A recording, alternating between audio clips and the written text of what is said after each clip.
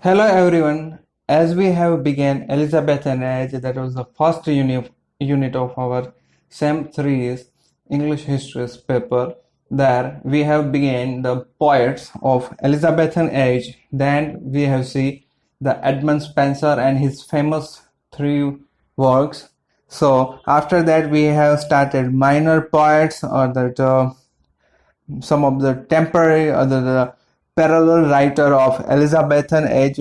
So there we will find one of the finest writer or the minor poets of that age is Thomas Sackville, and his famous work is Gorbodox, which we have discussed in the previous session. After that we have seen Philip Sidney and his famous work that known as the Apology for Poetics or the poetry or the defense of poetics, which we have discussed. And now there are two more writers or the poets are remaining. The first name is George Chapman, and the second one is Michel Drayton. After that we can able to conclude the session of poetry. After that we can move ahead with the drama session and the upcoming topics of this unit 1. So let's begin this lecture, and in this session we will discuss about only two writers.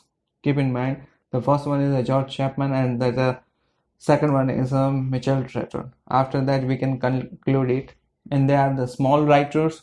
Their works are not that much famous, but in the examination the MCQ method is there, so must be some of the small MCQ will come from there here also, just because they are not that much famous poets, but they have done some of the great things which make them famous or the successful one. So let's begin with the George Chapman. George Chapman spent his long quiet life among the dramatists and wrote chiefly for the stage. We can compare him as a modern scriptwriter of the films. How we see there are so many people are writing for only films. They are not writing for a literature or there is a difference between that when you write for a poetics or that dramatic work and when you write something for films. But at the end that whole over that it's a count as a literature, but that the stage and that the differentiate you will find that it's not the same when you explaining or the exploring. So same way that George Chapman has spent his whole life with the stage play. His play, which were for the most part merely poems in dialogues, fell far below the high dramatic standard of his time. So here the question arises that it's on a stage writer or the play or writing the dialogues, but still that man is counted as a minor poet.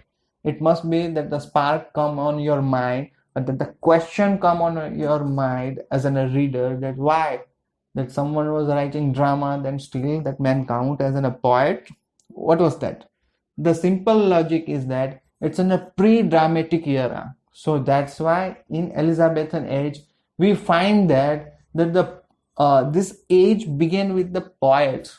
That's why we study Edmund Spenser as the first famous writer.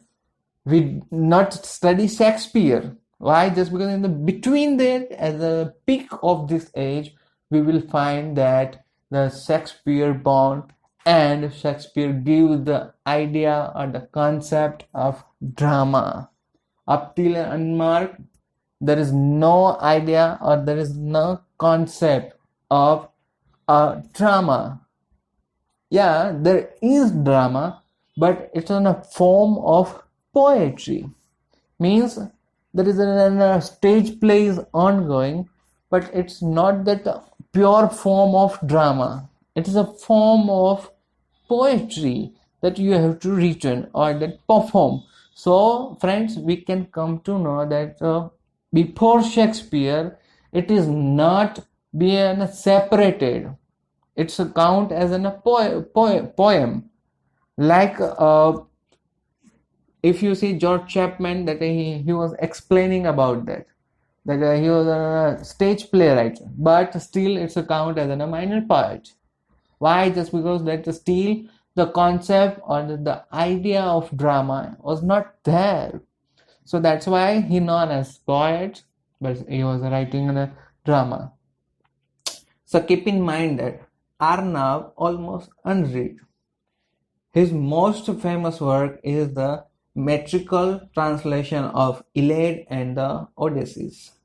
I hope so, friends. You guys have an idea that Iliad and Odysseys is written by Homer originally, and George Chapman has made a materialistically the translation of that, so that the translations are famous. Chapman's Homer, though are lacking the simplicity and the dignity of originals, has a force and a rapidity of a movement which make it a superior in many respects to Pope's more familiar translation.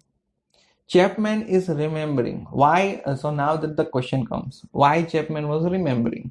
So that answer is here. Chapman is remembering also as the finisher of Marlowe's Hero and Lender, in which, apart from the drama, the Renaissance movement is sensed at perhaps its highest point in English poetry, out of source of long poems of a period. Now the final line is also important. That the first we have seen that the why Chapman was famous just because he finished the Christopher Marlowe's work, Hero and Lenders. And now we will see the general idea of Elizabethan age. There is something that was hidden, which we have to see that is out of source of a long poem. So when we come down in a modern age, we find that the long poem narration was outdated. Now we will not find a long narration. But in the old time, people think that if you want to make philosophical talk, or if you want to give moral idea, moral concept, then you have to create a narrate a long narration, so reader can get the ideas, or they have time so that they have spent it. But as we come down on 21st century or the modern age or modern times comes, there is a shorter poems, deeper meanings, and the philosophy was high. So that is the sequence, or the styles are changing. But one thing was not changed, that was, or that the famous thing, that's two things that here comes out of source of a long poem of the period. Hero and Lender and the Fairy Queen are the only two friends, that only two. Hero and Lender and the Fairy Queen are the only two which are even slightly known to modern readers. So that was the George Chapman. Now let's see the final writer or the poet of this age. That's a Michel Drayton. What Drayton has done. So let's see. Drayton is the most voluminous and antiquated and list the most interesting of the minor poet. He is the layman of Elizabethan age, a layman, and vastly more scholarly than his permanent times some other scholar. So that's the quality of Michel Drayton. We get that he was a more scholar than any other poets on his time. So that's make a different from other. Why? Just because that man was very intellectual. His famous or chief work is a Pelopian, an enormous poem of many thousand couplets. Friends, not 100. It's in 1,000. When you're writing in 1,000 couplets, that's a incredible thing to write in Elizabethan time. Someone was writing 1,000 couplets. So that's why this man is a scholar. If you have that much the deep sense of history, philosophy, or the literature aspect, or that criticism, then and then you can write it. So we find that the Michel Drayton has that much quality. So he write 1,000 couplets on Pelopian poem, and what he describing the towns, mountains, and the rivers of Britain. So the Pelopian is in a local guide kind of poetic work. There, what you find the Europe, the Britain, the Great Britain's mountains, towns, and the rivers exploring. So you will what you find the explorer of the nature. So Mitchell Drayton was that much that he explored everything in his work, single work that cover up the all the concept, the ideas, the nature's beauty are there. With the interesting legends connected with the each. Means in Pelopian that the every town with the every legend story are also connected. So mythical stories are also written in this poem. So that's why this poem is a great. It is an extremely valuable work and represent a lifetime of study and research. Yes, when you're writing about a whole Britain in a one work, so it is difficult for a reader also and a writer also that how you explore.